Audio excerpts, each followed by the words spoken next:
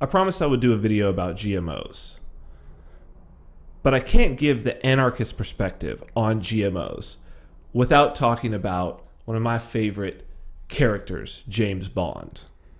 You ever notice how many James Bond movies are focused around the idea of James either stopping the bad guy from getting the secret plans to some weapon or stealing the plans for some weapon from a bad guy? It's interesting, but it makes a lot of sense. Information wants to be free. We're human beings. We're communicative animals, the most communicative animal on this planet. We love to talk. And when we hear something good and juicy, we love to share. That's just in our nature. So it's very, very difficult to keep secrets, as the recent leaks from just about everywhere are proving. Now, what does that have to do with GMOs? Well, it has everything to do with GMOs, as a matter of fact. You see, the reason why within this country, corporations and individuals, when they happen to stumble upon a great idea, unlike in a James Bond movie, they don't have to have their own staff of secret agents or their own secure bunker facility to hide all of their ideas. See, they don't have to have that because we have, and every country has, and internationally there is intellectual property. Now, for anarchists, the idea of private property is everything. You can't have freedom if you don't have private property. And all private property flows from the idea that the first and foremost private property, the principal private property, is our own bodies. And the things that we extract from the world through our labor also become our private property, our labor and our effort. It's to take something that's a natural resource, add human labor, and then that becomes something that we can own as private property. But intellectual property is very different, because intellectual property is anti-freedom. And it's purely a result of the state. Here's the thing. Whether you're talking about GMOs, whether you're talking about harmful pharmaceuticals like vaccines or whatnot, so much blame falls onto and so much blame is given to the corporations. The corporations. Like Monsanto, right? Ooh, Monsanto, the evil Monsanto, right? Who's trying to poison all of the world in their evil, nefarious schemes. But here's the thing. When you go and you petition the government to do something about Monsanto, you're missing the point. See, Monsanto and your friendly neighborhood pharmaceutical company are chemical companies. They sell chemicals. That's primarily what they do. Now, there was a time in human history where if you had some special medication that was very valuable, you kept it a secret. Ancient Chinese secret, right? And the reason that you had to keep it under lock and key, you had to keep that recipe a secret, was because if anybody else got it, they could share it, then you would not be the only one who could offer it. And therefore, people might not come to you. Hell, the guy next door could undercut you, and it probably wasn't that advanced of a process. It was just you had stumbled across something that worked perfectly. Whether that was a recipe for food, whether that was a recipe for medicine, whether that was a recipe to make your lamp oil last twice as long. But with intellectual property, we're talking about copyrights, trademarks, patents, but particularly patents. What the government has set up is they basically cut a deal with inventors to not have to keep their invention a secret. How a patent basically works is this. The government says, here's the deal. You tell us your secret recipe. We'll put it on file.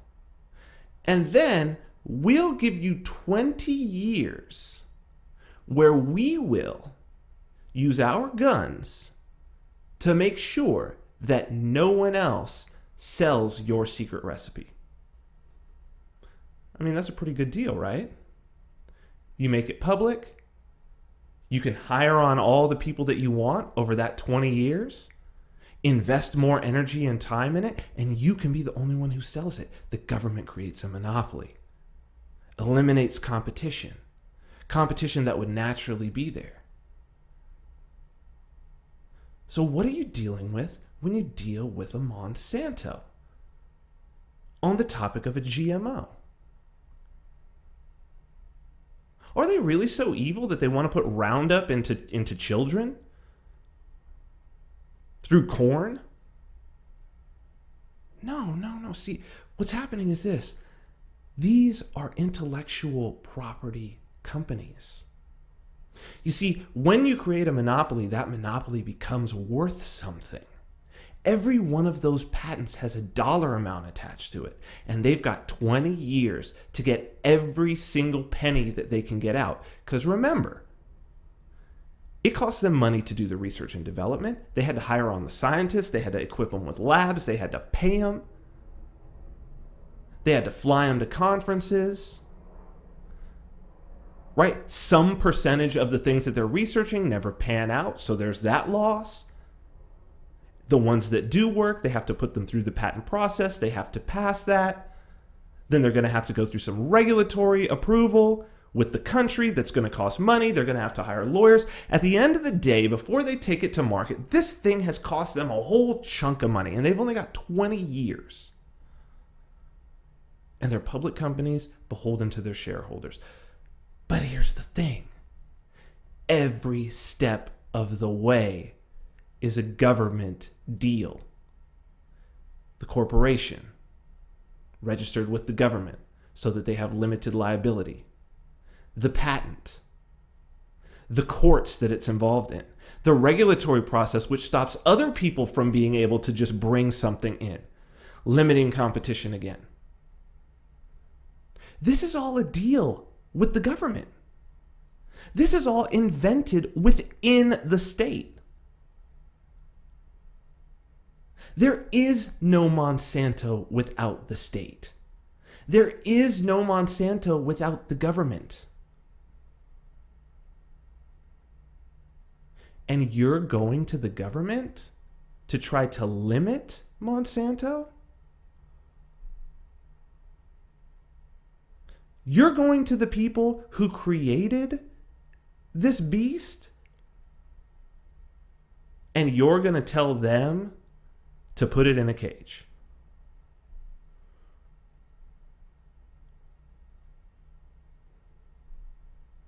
But what would happen? What would happen if every idea,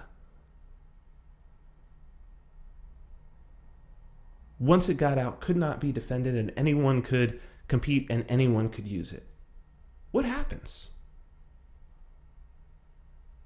Do you have that negativity? I mean, there's open source software. If you're watching this on a phone, your Android is based on Linux, and your iPhone is based on Darwin, which is open source Unix. Open source is running the internet, meaning no patents. You can't have any patents on it. Most of the inventors of the patents that are out there for people like Monsanto, for the pharmaceutical companies, they don't even own the patent. The corporation owns it. The inventors are inventing for a paycheck. But so many of them are doing it because it's their passion. So not only are children being poisoned, not only do we have corporations rampaging around the world, basically destroying seed crops, poisoning water. Not only do we have those things, but the sum of human creativity and human ingenuity is being locked behind these walls. The government can't fix it. The government created it.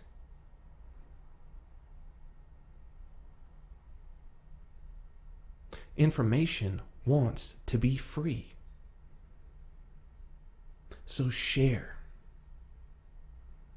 That's the only way that this edifice is coming down.